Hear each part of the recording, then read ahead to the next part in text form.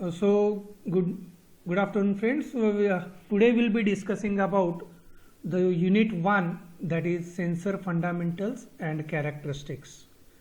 Now the contents of my presentation will be: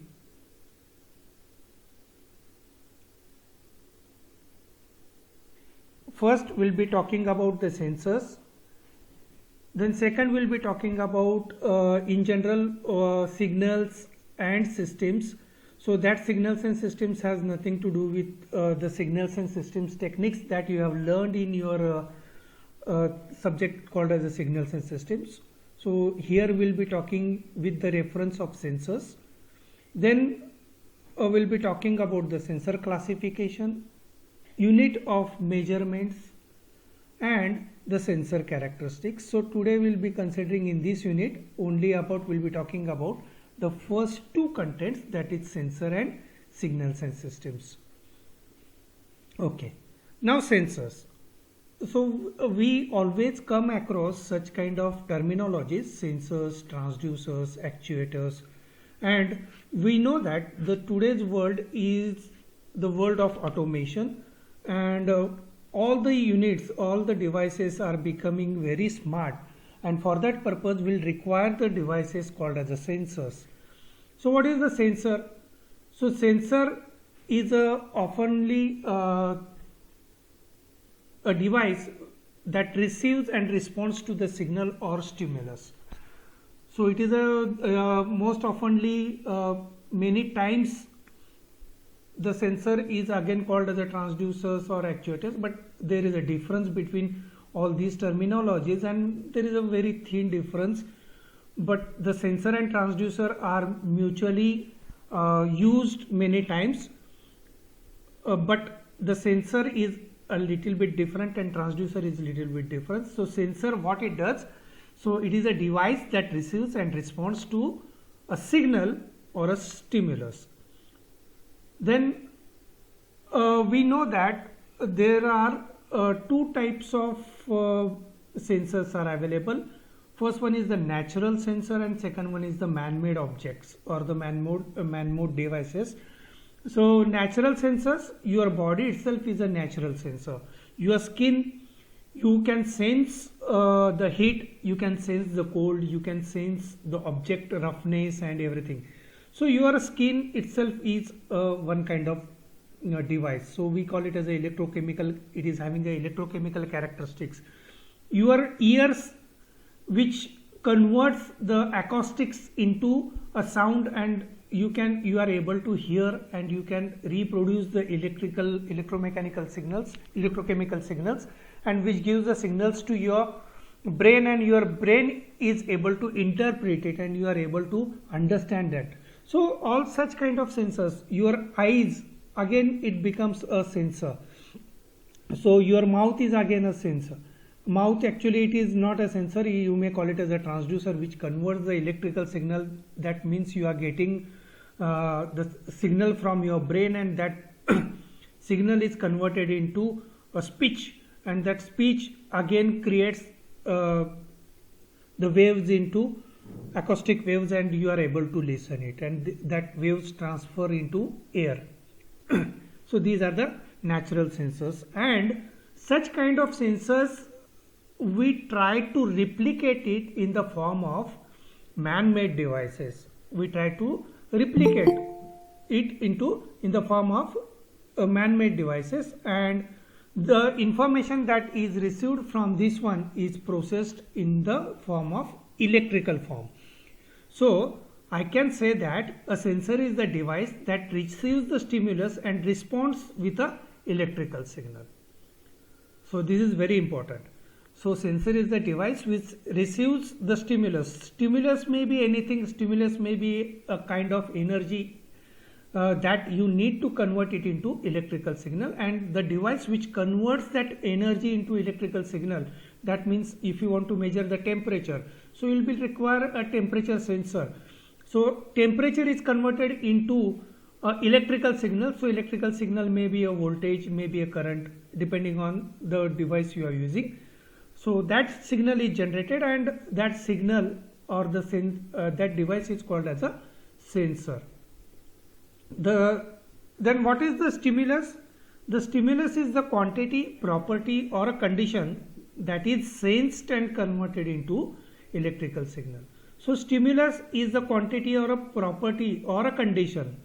So you need to check the conditions in many cases. What is the condition? So if you are, I'll give you the example. If you want to maintain the room temperature or the temperature of your refrigerator, then in that case you are maintaining it to the air conditioning, you are maintaining it to the specific temperature. Room temperature is maintained at a specific temperature.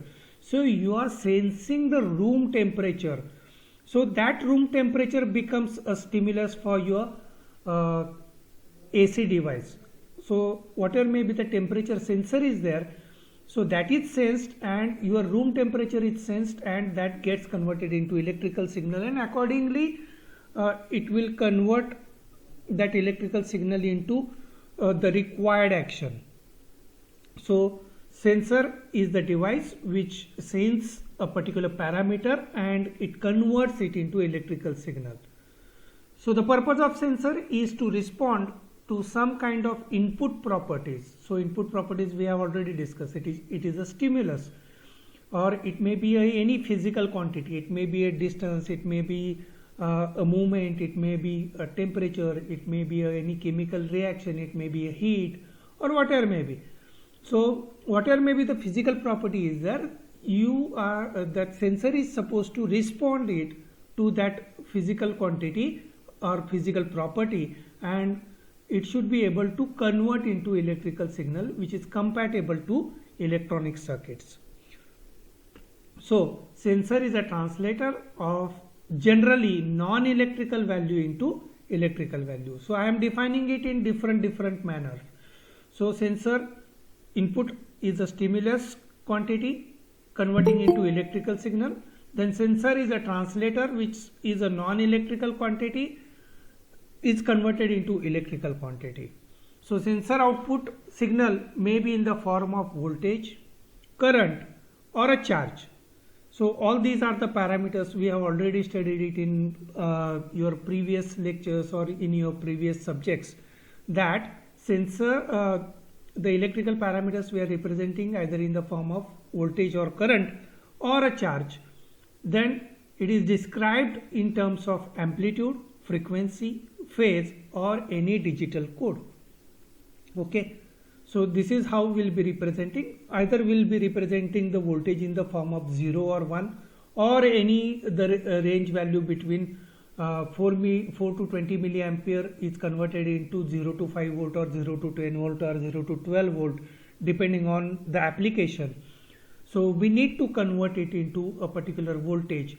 So we need to convert the signal in a specific format, and for that purpose we require the signal. Okay. So this is how we'll be converting. So therefore the sensor has a input properties. The sensor has a input properties of any kind, and it has a electrical output property. So sensor has an input property of any kind. It may be a electrical to electrical converter, but most probably we don't call it as a, but we'll be converting any physical property into electrical property. So sensor has a property of any kind which we are converting into electrical output property. So this is the fundamental of sensor. So simply I can say that sensor is a device which converts any physical quantity into electrical quantity. Any physical quantity into electrical quantity. This is the simplest definition I can say that. So here I can say you can put it as a sensor. So here I have shown that this is the stimulus you are getting. So that stimulus will convert one form of energy into another form of energy. And so the transducer is the device which converts one form of energy into another form of energy. That means a displacement energy is converted into a linear motion or angular motion. That is quite possible. So such kind of transducers are there. So these are called as a mechanical transducer. Electrical transducer will convert it into mechanical energy or physical energy into electrical energy. That is also called it, or we simply call it as a sensor also. Okay, but there are transducers which converts one form of energy into another form of energy. So I will define the transducer as a one form of energy into another form of energy. So there might be another transducer which will convert that property into another property, or one type of energy into other type of energy. So E1 is the one energy. Let us consider that this is the electrochemical reaction. That electrochemical reaction is converted into heat. So this heat, this transducer will convert this electrochemical reaction into heat. So heat is again converted into temperature, and temperature is again converted into electrical signal. That is quite possible. So this is one kind of form of chemical sensor. You may consider it as a sensor part. So transducer may be a part of sensor. So we can define it as a direct sensor or a complex sensors. So this is a part of complex sensors where we require a combination of transducer and a sensor. So transducer is the device which converts one form of energy into another form, whereas sensor converts the energy into directly electrical signal. Okay, so this is what the definition is. So we will see the difference between the sensor and the transducer.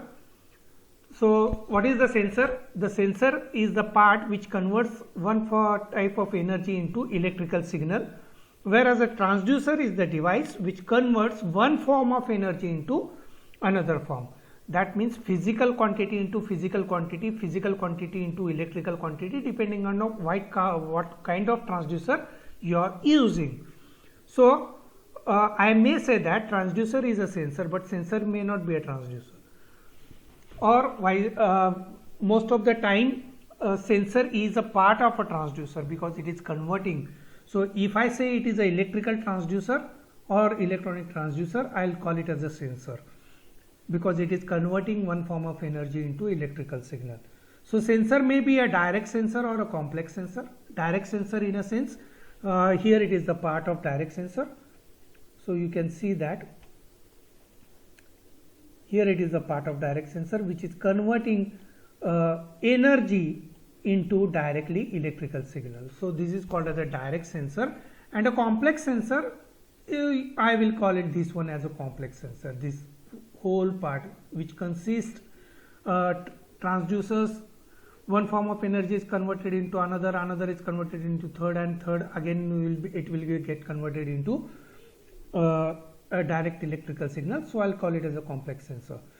Transducer may be a part of complex sensor. As I said, transducer may be a part of complex sensor. But again, as I said earlier, many authors or many researchers, they always agree that there is a thin difference between the sensor and the transducer, or most of the people, they will be using, when the electronic people are using the transducers, they simply call it as a sensors. They use the term alternatively because we are interested, we people, the electronics people are interested in converting the physical parameter into electrical parameter. That's why we'll call that transducer as a sensor. But actually transducer, basically definition, if we see that it converts one form of energy into another form of. So if it is a mechanical transducer, then it will convert one kind of energy into mechanical form. So we cannot say that as a sensor, or we may call it as a because it is not converting the signal into electrical signal. Okay, I'll simply say it as a transducer. So sensing element does it itself. It does not sense it itself. You will require some input, and sensing element plus any associated circuitry is required for the transducer. Whereas sensing is done in case of sensor, it will sense it by itself because it is if it is a direct sensor, it will directly sense it and it will convert it. But here you will be requiring, so you can see that if you consider this transducer as a mechanical transducer, you will require this direct sensor or any additional circuit to convert this energy into electrical format. So this is additional circuitry will be requiring. So the example of sensor will be a microphone will be the example of the sensor. That means acoustic waves are converted into electrical signal, whereas the loudspeaker will become a example of transducer.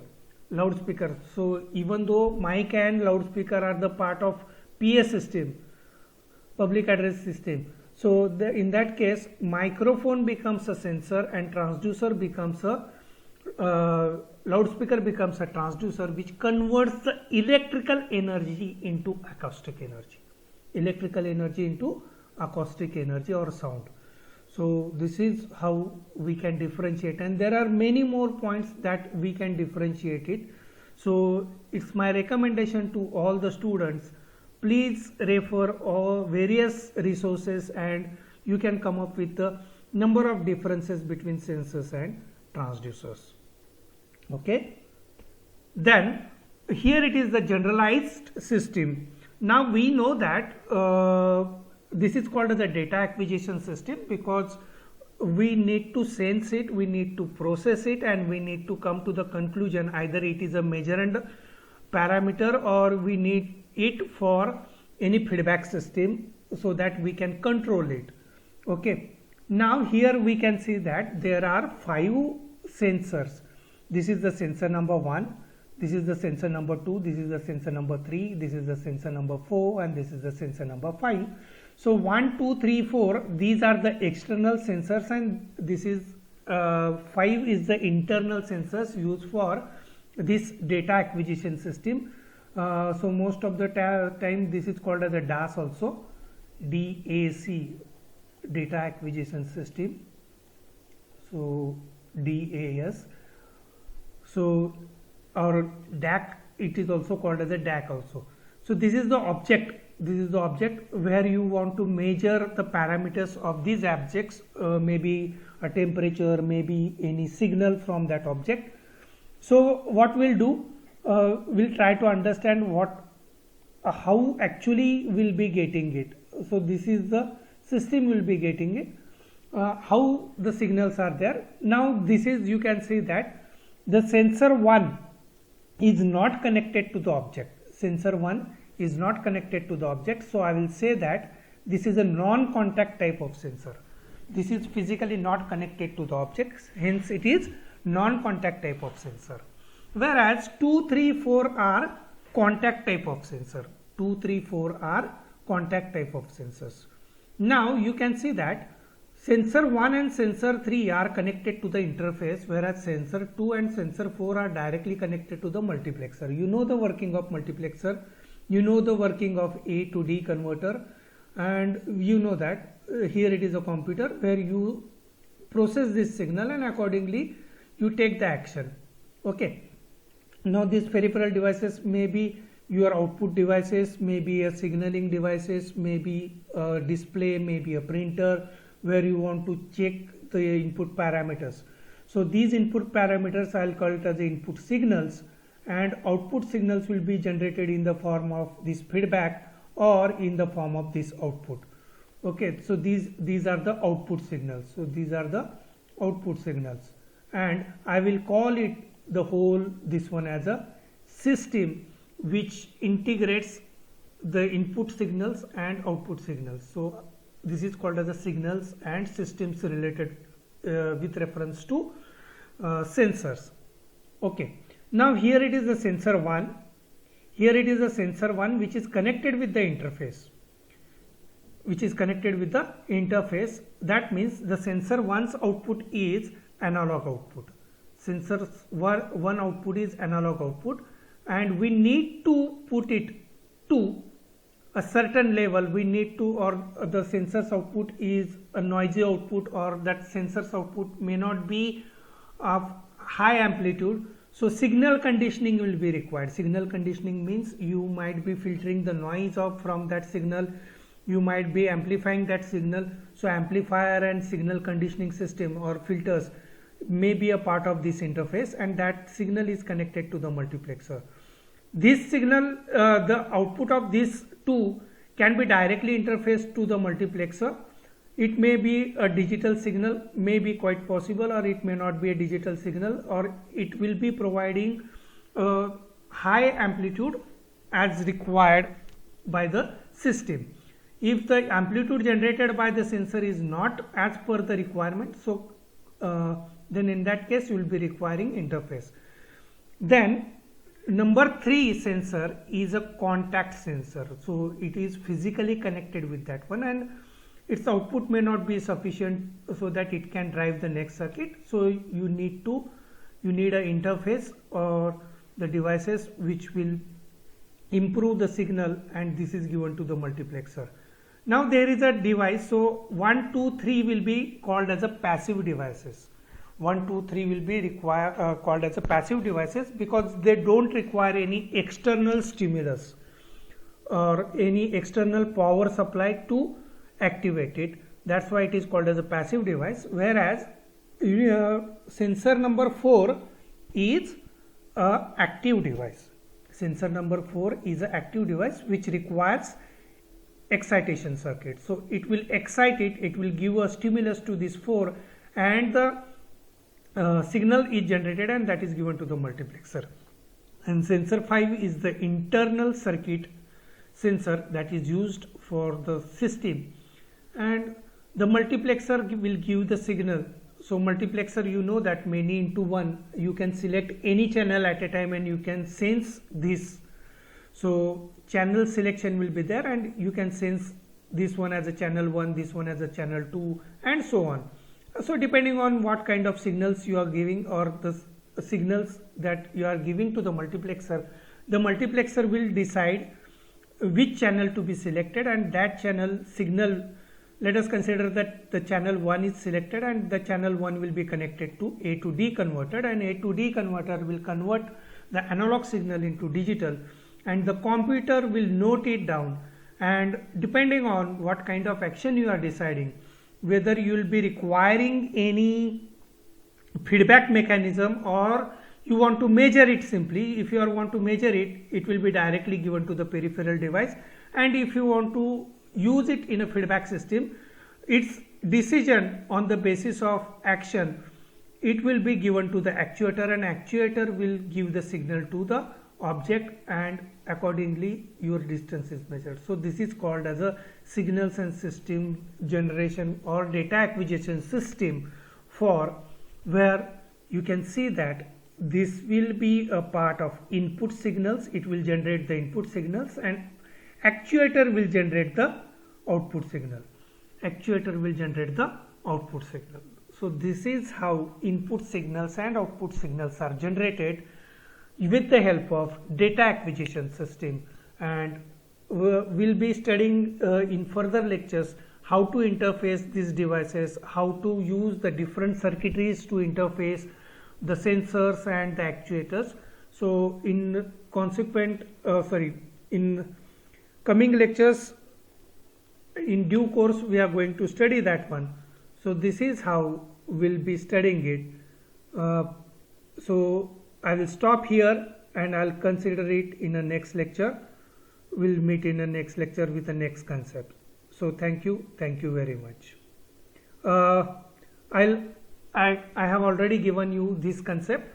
So the sensor input signals may have almost any conceivable physical or chemical nature. It may be a light flux, temperature, pressure, vibration, displacement, position, velocity, ion concentrations, and so many signals are there. So these signals work as a stimuli for the sensor.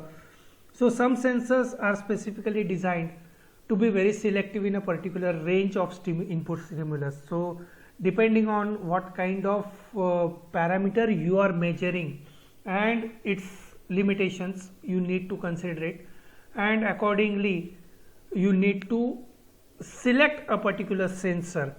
So your parameters, input signals and input parameters will also play a important role in selecting the signals, and a larger systems that may incorporate many detectors, signal conditioning, signal processors, memory devices, data recorders and actuators. So we can design such kind of system. Nowadays we will call it as an embedded system also. Okay, nowadays we call it as an embedded system. It may be a part of IoT also. So such kind of applications we will call it as the systems, and these systems are incorporated with the help of sensors and actuators. That's why we need to study such kind of devices. So I'll stop here for this lecture. Thank you. We'll meet in the next lecture. Thank you.